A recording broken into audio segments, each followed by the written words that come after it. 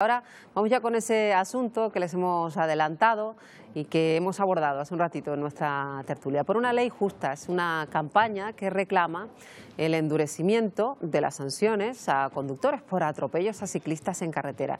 Y nace con la intención de modificar dos artículos en concreto, el 142 y el 195 del Código Penal, que son los que regulan el homicidio por imprudencia y la omisión del deber de socorro. Las legislaciones en otros países como Francia o Italia fijan como mínimo 8 años de cárcel por casos similares. Esto preocupa también aquí, Estíbaliz, en el archipiélago. Sí, además teniendo en cuenta las cifras del balance de la Dirección General de Tráfico del último año, 78 ciclistas fallecieron en 2017 en las carreteras españolas. Un asunto que vamos a abordar a continuación con César Acosta La Antigua, que es asesor en movilidad y seguridad vial. Se encuentra esta mañana con nosotros. Señor Acosta, ¿qué tal? Muy buenos días. Muy buenos días. Muy buenos días, muy buenos días. Bueno, a finales de agosto se reunía una cierta representación de asociaciones deportivas, también incluso el ciclista Alberto Contador y la que ha liderado esta batalla, esta lucha para evitar los atropellos a ciclistas, Ana González, con la ministra de Justicia. ¿Se ha avanzado algo? ¿Hay algún compromiso por parte del Estado? Bueno, ya de esto llevamos ya 2 años aproximadamente. Primero poner un poquito en antecedentes lo que supone Ana González para el mundo ciclista. Ana perdió a su marido, lo atropelló un camión, lo mató un camión o lo asesinó un camionero en una carretera y lo dejó abandonado y dándose a la fuga. Ella inició esta campaña por una ley justa y se iniciaron distintos procesos hasta llegar a varias reuniones que hemos tenido con el Congreso, con la Comisión de Seguridad Vial, inclusive con el Ministerio de Justicia, como fue recientemente hace aproximadamente 15 días. Entonces, el proceso actualmente está en el estudio de las distintas comisiones de los partidos políticos en el Congreso para llegar a un acuerdo, a un consenso entre ellas. Ese es el problema más grave.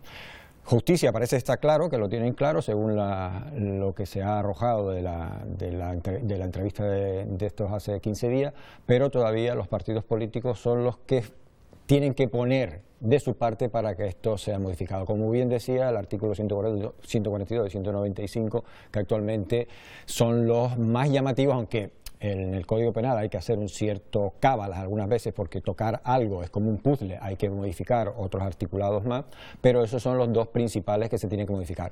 Estamos con el deseo, y parece que sí que se va a modificar, pero en el modo y en las condiciones lo que no sabemos exactamente todavía, porque el PSOE tenía unos deseos de que fuera con unos determinados periodos de sanciones y prisión y sanción, y el PP tenía otro que era un poco más fuerte que el que presentaba el PSOE, y Podemos o Ciudadanos que también tenían su modificación. Ese puzzle de esa negociación para llegar a un acuerdo es en la que estamos actualmente.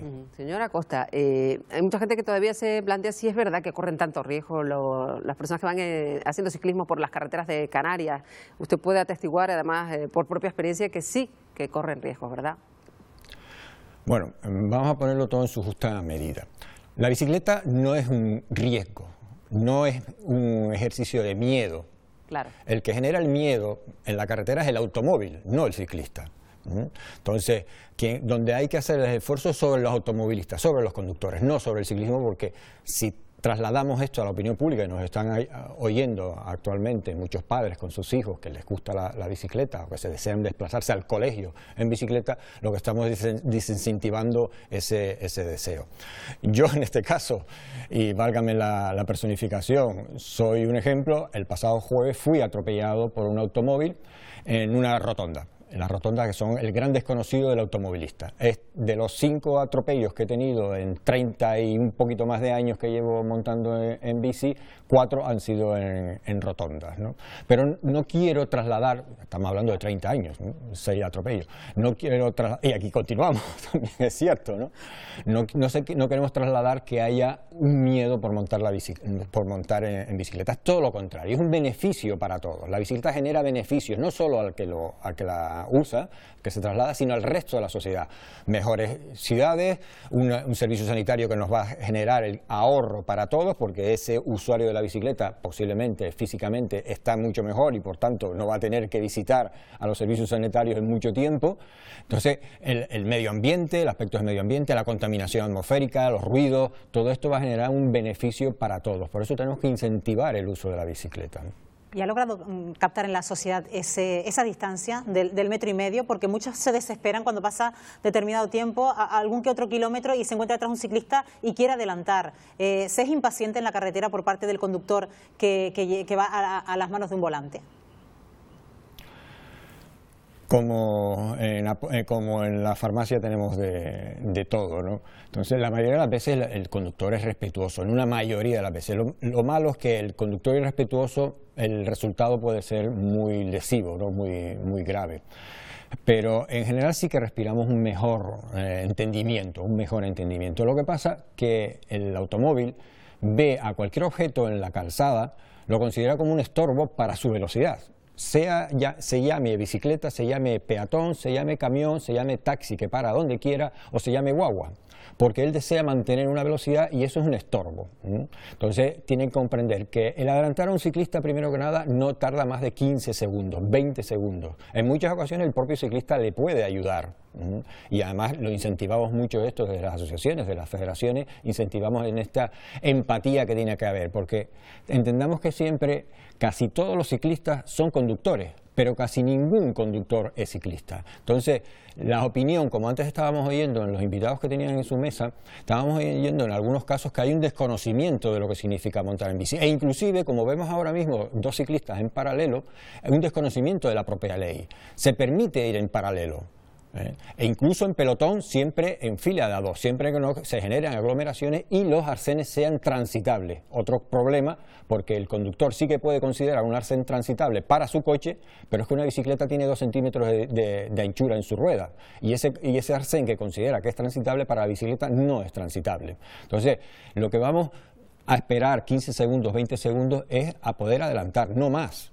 No podemos entender que por el mero hecho de que dos ciclistas vayan hablando, como anteriormente he oído y lógicamente estaba acertado de que podíamos entrar en polémica, porque dos ciclistas vayan hablando, me dé potestad a mí como conductor a atropellarlo o a ejercer una presión sobre ellos. Esto no funciona así y no puede funcionar así y no se puede permitir que funcione así. Claro, la cuestión sería pues llegar a un punto de convivencia también, que los conductores de vehículos pues tuvieran claras esas normas que a lo mejor, como usted misma ha señalado, señora Costa, pues están desconocidas. No se sabe que sí que tienen derecho a circular por los arcenes. Es verdad que también circulan a veces en grupos de a dos por carreteras que no tienen arcén. ¿Esto también lo pueden hacer? Efectivamente, también lo pueden hacer. El Código de Circulación se modificó, si no recuerdo mal, en el 2005 en el aspecto de este tipo. Ha tenido varios, porque el Código de Circulación data desde los años 60, 64 creo que fue el que data actualmente, y ha tenido distintos parcheos en el paso del tiempo. Sí permite la circulación del pelotón ciclista siempre que vaya en paralelo. El problema es si se producen aglomeraciones. Esto ya es un aspecto muy subjetivo, porque ¿qué consideramos aglomeraciones? ¿2 coches es una aglomeración o 15 coches es una aglomeración? Entonces en ese momento el pelotón ciclista se tiene que colocar en fila india para facilitar en teoría el adelantamiento del automóvil. Cosa que también ponemos en duda, porque si antes el pelotón ciclista ocupaban 25 metros, yendo en paralelo, vamos a duplicar esa distancia cuando los colocamos en fila india y por tanto el automóvil va a tardar mucho más tiempo en hacer ese adelantamiento con el consiguiente riesgo. Pero sí que pueden circular en paralelo siempre que no se produzcan aglomeraciones. En algún momento se ha hablado, señora Costa, de aumentar los controles incluso de alcohol y drogas en las carreteras los sábados por la mañana y los domingos por la mañana. ¿Es cierto que se producen mayores accidentes los fines de semana que tiene como consecuencia el atropello de un ciclista? Claro, efectivamente los fines de semana son dados al carácter festivo, el viernes, el sábado, de salir, los amigos, la reunión familiar o de empresas, y trae consigo el excedernos en la bebida y en otras sustancias que no tendrían que existir. Entonces sí que hay un mayor control, la Guardia Civil, hay una sensibilidad muy elevada desde el punto de vista desde la DGT, yo trabajo con DGT en Madrid en algunas ocasiones, hemos trabajado conjuntamente, y sí que hay una gran sensibilidad hacia la ciclista. hacia la bicicleta, ¿no? Y sí que demandamos esos controles, sobre todo en determinadas carreteras que son muy asiduas porque hay zonas de atracción, de ocio, y se pueden dar estos casos para que así el conductor respire que hay la posibilidad de que pueda tener un control de alcoholemia en su trayecto y por tanto o deje su automóvil, llame un taxi o el amigo correspondiente lo pueda llevar a su domicilio, ¿no? Pero el grave problema de esto es que hay una falta de conciencia muchas veces del conductor de lo que supone un coche. El coche es un arma y tenemos que partir de la base de que es un arma y con el resultado de que te puede tener de una muerte y la desgracia que genera una muerte.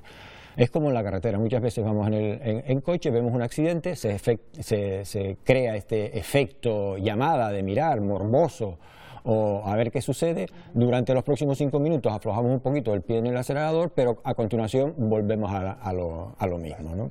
Entonces, los controles son necesarios, hay que respirar, que no hay una impunidad sobre el automóvil, el conductor tiene que respirar eso y sobre todo que tiene que haber un respeto para todos, porque no hablamos solamente de ciclistas, hablamos de peatones. Antes estábamos oyendo también conversaciones sobre los peatones, los pasos de peatones, las aceras, que los ciclistas van por las aceras. ¿Por qué no analizamos por qué los ciclistas van por las aceras? Es el miedo. Porque las ciudades que no estaban hechas para coches se han ido adaptando para los coches, le hemos dado el espacio al automóvil y al final hemos tenido lo que tenemos actualmente, la TF5 colapsada o la Gran Canaria 1, desde que hay el primer accidente, colapsada, porque le hemos dado una gran facilidad desde la propia administración que ha facilitado eso, porque su única capacidad era aumentar la capacidad de la vía, cuando al final hemos comprobado que eso lo que trae consigo es un efecto llamada. Y tenemos que desincentivar, como se está haciendo actualmente con los carnés por guagua que se está intentando implantar, o el Ayuntamiento de Las Palmas de Gran Canaria, que ha impulsado ya claramente la modificación del estilo de movilidad dentro de la ciudad. Bueno, pues veremos qué rumbo toma esa campaña por una ley justa que pide ese endurecimiento del Código Penal. Señor César Acosta, gracias por acompañarnos esta mañana. Buenos días, Canarias. Gracias, muy buenos días. Muchísimas gracias a ustedes, buenos días.